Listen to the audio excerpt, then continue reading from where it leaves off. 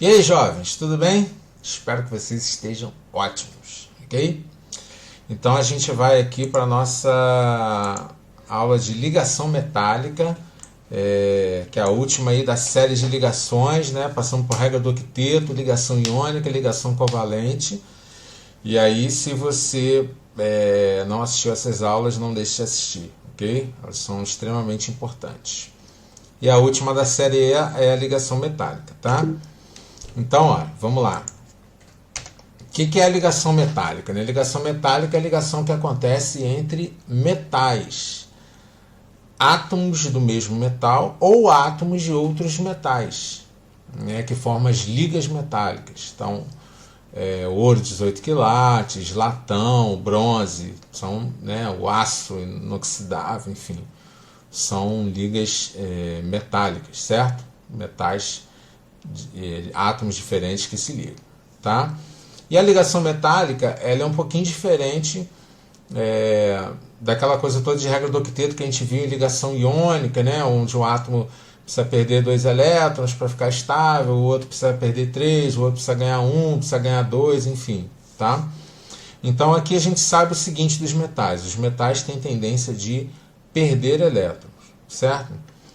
Então, a ligação metálica, ela seria uma nuvem de elétrons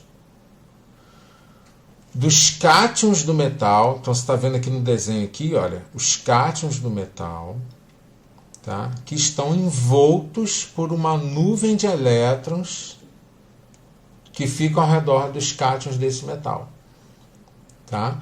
Alguns autores chamam de nuvem de elétrons, outros chamam de mar de elétrons livres que ficam ao redor desses metais. E esses elétrons livres conferem certas propriedades aos metais, que a gente vai ver aqui, olha, as propriedades dos metais. Então, por exemplo, brilho metálico. Os metais, eles apresentam brilho. Por quê? Justamente por causa dessa movimentação dessa nuvem de elétrons ao redor dos cátions do metal. Eles conduzem eletricidade, né? Então, os fios das nossas casas são feitos de cobre. Cobre é metal. Por quê? Porque consegue conduzir corrente elétrica? Porque tem elétrons livres. Para conduzir corrente elétrica, no caso, tem que ter os elétrons livres. Se estiver numa solução, precisa de cargas elétricas, né? Íons, como a gente viu lá em ligação iônica, né? Já aí, no caso, o sólido, para ele conduzir corrente elétrica, ele precisa de elétrons livres, tá? A densidade é elevada, ou seja, eles têm uma massa compacta ali, bastante massa num volume compacto, porque essa ligação química faz com que esses sólidos sejam bastante compactos, tá?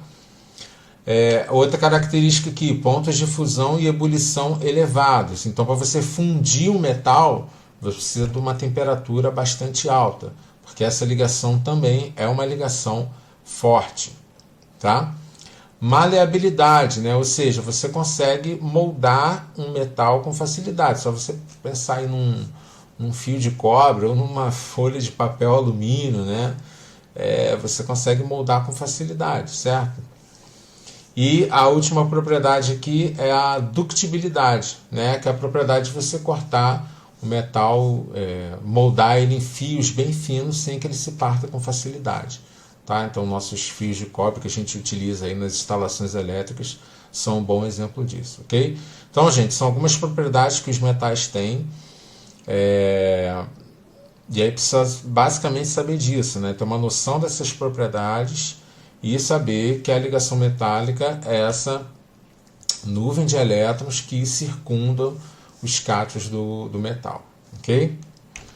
Então, para exemplificar, a UERJ 2020 lá perguntou: deixa eu sair daqui, rapaz. Aqui. Isso. Há um tipo de ligação interatômica em que os elétrons das camadas mais externas transitam entre os cátions da rede cristalina. Por essa característica, tal ligação é comparada a um mar de elétrons. Mar de elétrons é uma metáfora que se refere ao seguinte tipo de ligação. Bom, a gente acabou de falar disso, né? O problema todo é você lembrar disso lá no final do ano, quando você vai fazer prova, tá? Mas é basicamente isso, né? Ligação metálica, essa nuvem, esse mar de elétrons, é a ligação metálica, que no caso é a letra B, certo? Para fabricar um dispositivo condutor de eletricidade, uma empresa dispõe dos materiais apresentados na tabela abaixo. Então você tem aqui, material 1 seria, né, a composição química primordial, que é o carbono, o 2 é o enxofre, o 3 é o arsênio e o 4 é o ferro. Sabe-se que a condutividade elétrica de um sólido depende do tipo de ligação interatômica existente em sua estrutura. Nos átomos que realizam ligação metálica, os elétrons livres são os responsáveis por essa propriedade. Assim, o material mais eficiente para a fabricação do dispositivo é representado pelo seguinte número.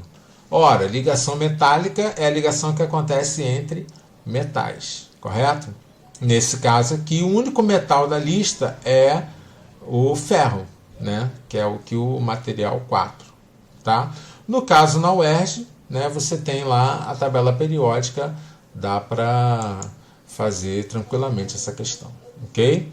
Então, gente, chegando no final aí, lembrando, a gente viu as ligações interatômicas, né? A ligação iônica é a ligação entre um metal e um ametal, tem a transferência de elétrons, o metal perde elétron, o ametal ganha, e aí, baseado nisso, né, acontece a atração entre eles, certo? A ligação covalente é a ligação onde dois ametais, precisando ganhar elétrons 2, eles vão lá e compartilham um par de elétrons entre eles. E essa última aí é a ligação metálica, né? É a ligação entre dois ou mais metais aí, certo? Que é essa nuvem de elétrons que a gente acabou de ver, ok? Muito obrigado por ter assistido. Estudem, espero que vocês estejam entendendo aí a matéria, e qualquer dúvida aí, façam contato, ok? Fiquem com Deus, um grande abraço.